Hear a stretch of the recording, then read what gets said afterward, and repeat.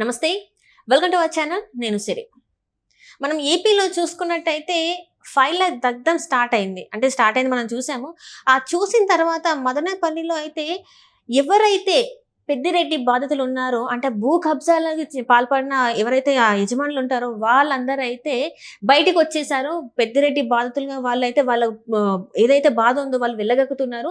ఒక సినిమాని తలపించేలాగానే అక్కడ అంతా వాతావరణం కనిపిస్తుంది. ఇంతకీ అసలు మదనపల్లిలో ఏం జరిగింది అనేది మనకు వివరించడానికి మనతో పాటు ఉన్నారు ప్రముఖ సీనియర్ జర్నలిస్ట్ టీవీఎస్ గారు.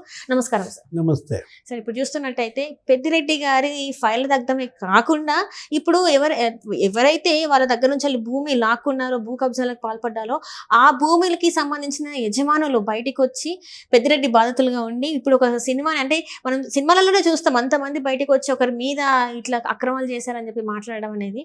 ఇప్పుడు మరి పెద్దిరెడ్డి గారి పరిస్థితి ఏంటంటారు అసలు? పాపాల పెద్దిరెడ్డి పాపాలు పండాయా? ఎందుకంటే యువగళం పాదయాత్రలో లోకేష్ పాపాల పెద్దిరెడ్డి అనేది పేరు పెట్టాడు ఈయనకి. PLR constructions. ఇవాళ పిఎల్ఆర్ ఈ పెద్దిరెడ్డి రామచంద్రారెడ్డి, తర్వాత పెద్దిరెడ్డి మిథున్ రెడ్డి, పెద్దిరెడ్డి ద్వారకానాథ్ రెడ్డి, పెద్దిరెడ్డి వీళ్ళ అంతా మొత్తం అక్కడ ఏది ఆయన అన్నదమ్ములకు ముగ్గురు, ఆయన కొడుకేమో రాజంపేట ఎంపీగా, అన్నదమ్ములు ముగ్గురేమో 3 నియోజకవర్గాలు తంబళ్ళపల్లి, పొంగనూరు, ఈ మొత్తం వాళ్ళ గ్రిప్లో పెట్టుకుని ఇవాళ రాయలసీమలో ఏంటి పెద్దిరెడ్డి ఒక పెద్ద మాఫియా సామ్రాజ్యాన్ని స్థాపించాడు. నిన్న ఆర్పి సిసోడియా వెళ్ళాడు. ఏది ఆయన వెళ్ళింది మదనపల్లి. అక్కడ ఉన్నటువంటి ఆ ఫైళ్లు కాలబెట్టడం, దానిపైన డీజీపీ అక్కడే ఉన్నాడు, ఆయన చీఫ్ కూడా అక్కడే ఉన్నాడు. ఏది సిఐడి చీఫ్ రవిశంకర్, ఐఎన్ఆర్ అందరూ అక్కడే ఉన్న దీంట్లో ఏం జరుగుతోంది? ఇవాళ సిసోడియా ఎవరెవరు ఉన్నారో బాధితులు అందరి దగ్గర నేను వినతి పత్రాలు తీసుకుంటా అన్నాడు. అక్కడే వినతి పత్రాలు తీసుకోవడానికి కూర్చున్నాడు. 10 మంది వస్తారనుకున్నారంట.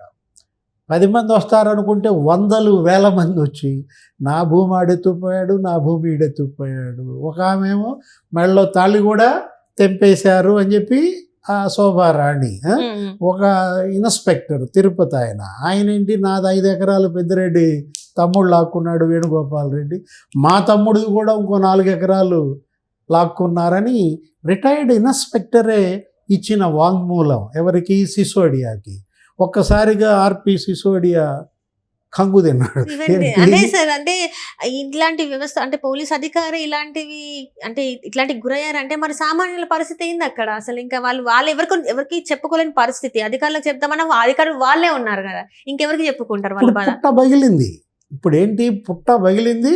అందరూ వచ్చి కాగితాలు తీసుకుని వచ్చి ఇస్తున్నారు. బాధితులు వెల్లువెత్తుతున్నారు. ఇవాళ గోల ఇంకో డిమాండ్ ఏది? ఇవాళ మీరేదో ఒక పెద్దిరెడ్డి దగ్గర పెట్టారు కౌంటరు, ఒక పెద్దిరెడ్డి దగ్గర పెడితే కౌంటర్ ఎట్టా కుదురుతుంది? 175 చోట్ల పెద్దిరెడ్డిలు ఉన్నారు. మొత్తం 175 నియోజకవర్గాలకి సిసోడియా రావాలి. సిసోడియా ఆ నియోజకవర్గంలో కూర్చోవాలి. బాధితులంతా గోల, మా దగ్గర కూడా ఆయన వినతి పత్రాలు తీసుకోవాలి అని చెప్పి ఇప్పుడు ముఖ్యమంత్రి చంద్రబాబు పైన ఒత్తిడి అనమాట. ఏంటి? సిసోడియా కేవలం మదనపల్లి వెళ్తే కుదరదు, మొత్తం అన్ని జిల్లాలకి రావాలి, వినతులు స్వీకరించాలన్న డిమాండ్ పెరిగిన దీంట్లో మనం చూసాం. ఏది? ముఖ్యమంత్రి చంద్రబాబు ప్రతి శనివారం తెలుగుదేశం పార్టీ కార్యాలయంలో వినతులు స్వీకరణ, వేల మంది వచ్చి వాళ్ళకి జరిగిన అన్యాయం మీద ఫిర్యాదులు. ఇదే అందరూ ఏది? భూములు లాక్కున్నారు, గనులు గుంజుకున్నారు అని అనేక మంది ఇస్తున్న దీంట్లో ఇప్పుడు ఏం చేసింది తెలుగుదేశం పార్టీ? అక్కడ మంగళగిరిలో ప్రతిరోజు ఒక మంత్రి కూర్చుంటున్నాడు. ఏది? శనివారం అయ్యేసరికి వేల మంది చంద్రబాబు దగ్గరికి వస్తున్నారని వాళ్ళని తగ్గించడం కోసం ప్రతిరోజు ఒక మంత్రి, ఒక ఎమ్మెల్యే అక్కడ టీడీపీ కార్యాలయంలో వినతులు స్వీకరిస్తున్నారు. అదే కాదు, ఇప్పుడు మంత్రులంతా వాళ్ళ నివాసంలో ఉంటే నివాసంలో, క్యాంప్ ఆఫీస్లో ఉంటే క్యాంప్ ఆఫీసులో వినతులు తీసుకుంటున్న దాంట్లో మంగళగిరి మనం చూసాం. ఏది? ఉండవల్లిలో లోకేష్ ఎలా బాధితులంతా వెల్లువెత్తుతున్నారు. పవన్ కళ్యాణ్ దగ్గర పిటిషన్లు. ఇంతమంది బాధితులు ఉన్నారా? జగన్మోహన్ రెడ్డి పరిపాలనలో చంద్రబాబు ఎన్నికల ప్రచారంలో అన్నాడు ఏమని? జగన్ బాధితుడు కానీ వ్యక్తి కానీ బాధితుడు కానీ కుటుంబం కానీ ఉందా లేదు. అని. ఆ. ఇవాళ ఎన్ని కుటుంబాలు ఉన్నాయో అన్ని కుటుంబాలు బాధితులే. అందరూ ఇవాళ వినతులు తీసుకుని బయలుదేరారు అన్నమాట. ఏమని? మాకు జరిగిన అన్యాయాన్ని సరిదిద్దండి అని. ఉమ్. పెద్దిరెడ్డి రామచంద్రారెడ్డి ఇవాళ ఏంటి? ఆయన ఒకప్పుడు ఆయన పరిస్థితి ఏంటి, ఇప్పుడు ఆయన పరిస్థితి ఏంటి? ఉమ్. 35,000 కోట్లు ఆయన సంపద అంట. బా. రామచంద్ర యాదవ్ బీసీవై అధ్యక్షుడు దాని మీద సిబిఐ ఎంక్వైరీ అడుగుతూ అమిత్ షా కంప్లైంట్ ఇచ్చాడు. ఉమ్. 18 పేజీలు. చదివావా కంప్లైంట్? చదివితే ఇప్పుడు సిసోడియా కాదు, ఇప్పుడు మనకి దిమ్మ తిరుగుద్ది అనమాట. ఏది? 4 రాష్ట్రాల్లో 5 నగరాల్లో 100 ఎకరాలంట. బా. ఉమ్. తిరుపతిలో 100 ఎకరాలు, ఉమ్. పుంగనూరులో 100 ఎకరాలు, హైదరాబాద్లో, బెంగళూరులో, అంటే ఎక్కడైనా మొత్తం కర్ణాటక, తెలంగాణ, తమిళనాడు, ఆంధ్రప్రదేశ్, ఆంధ్రప్రదేశ్. ఇన్ని రాష్ట్రాల్లో ఇన్ని 100 ఎకరాలు మరి ఒక నాయకుడు ఎలా కూడబెట్టాడు? అసలు ఏం జరిగింది? అసలు ఏంటి అంటే ఇదే అన్నమాట. బెదిరించటం, లాక్కోవడం. భూమి అయితే భూమి, గనులైతే గనులు, వ్యాపారాలైతే వ్యాపారాలు, కప్పాలు ఏంటి ఎలా వీళ్ళు వసూళ్లు చేశారండి. నిన్న మిథున్ రెడ్డి ఏమంటాడు? పరువు నష్టం దావా వేస్తా, మా మీద కనుక మీరు ఆధారాలు లేకుండా మీరు ప్రచురించిన ఉమ్. ఇలాంటి వార్తలు ఇచ్చిన.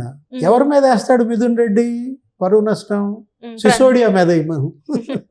మరి ఇప్పుడు ఈ ప్రజలంతా సిసోడియానే- ఎట్లా ఇస్తారు? ఆ? ఇప్పుడు ప్రజలందరూ వచ్చి చెప్తున్నారు కదా ఇవన్నీ, మరి వీళ్ళ మీద వేస్తారా? అంతే ఇవన్నీ కదా? సాక్ష్యాలే కదా. ఇప్పుడు వాళ్ళు ఏదైతే కబ్జాకి గురి చేస్తారో వాళ్ళందరూ ఆ యజమానులే కదా వచ్చి చెప్పేది. ఇప్పుడు మిథున్ రెడ్డి పరువు నష్టం దావా వేస్తే ఎవరి మీద వేయాలి? సిసోడియా మీద వేయాలి, ఉమ్. లేదా సిసోడియాకి వెళ్ళు వెతుతున్నటువంటి ఆ బాధితుల మీద వేయాలి. వేయాలి. ఆ తిరుపతి రిటైర్డ్ ఇన్స్పెక్టర్ మీద వేస్తాడా? ఉమ్. ఆ మంగళసూత్రం లాక్కున్న పోయారు శోభా- శోభారాణి మీద వేస్తారా? ఎవరి మీద వేస్తాడు మిథున్ రెడ్డి? ఉమ్. పాపపు సొమ్ము ఎక్కువ కాలం ఉండదు. ఉండదు. ఇవాళ కాతే రేపైనా పాపం అనేది బద్దలవుతుంది అనమాట. Right right. పాపాలు బద్దలైతే ఏం జరుగుద్దో ఇవాళ పెద్దిరెడ్డి పరిస్థితి అదే. ఉమ్. మొత్తం ఆయన సివిల్ కాంట్రాక్ట్లు ఎంత, ఉమ్. మొత్తం ఆయన మైనింగ్ కాంట్రాక్ట్లు ఎంత, అసలు ఎంత వ్యాపారాలు ఇక్కడ చేశాడు, సౌత్ ఆఫ్రికాలో వ్యాపారాలు ఏంటి, ఆ? ఎలా పెద్దిరెడ్డి బ్రదర్స్, ఎలా పెద్దిరెడ్డి అండ్ సన్స్ ఉమ్. ఇక్కడ సహజ వనరుల్ని దోచేశారు. రెడ్ శాండల్ స్మగ్లర్స్కి ఎలా మరి రక్షణగా మారారు. మనం చూసాం, ఒక రెడ్ శాండల్ స్మగ్లర్కే వైసీపీ టికెట్ ఇచ్చింది, విజయానంద రెడ్డి చిత్తూరు. ఉమ్. ఆ చెవిరెడ్డి భాస్కర్ రెడ్డి అయితే అసలు ఆయన red sandal mafia king pin అంటారు. అసలు భూమన కరుణాకర్ రెడ్డి, చెవిరెడ్డి భాస్కర్ రెడ్డి, పెద్దిరెడ్డి రామచంద్రారెడ్డి, అసలు ఎలా ఇళ్ళు ఎన్ని 100 కోట్లు ఇంత పెద్ద దోపిడీ ఎలా సాధ్యమైంది అంటే? పవర్ ఉంటే సాధ్యమైపోతుంది. దోచేస్తారా? ప్రజల్ని పీడిస్తారా? ఇవాళ ప్రజలే తిరగబడ్డారు. ఉమ్. ఒక దెబ్బకి ఆకాశంలో ఉన్నాళ్ళని పాతాళంలోకి తొక్కేశారు. Right sir. Right sir. Right. Thank you so much sir. నమస్తే.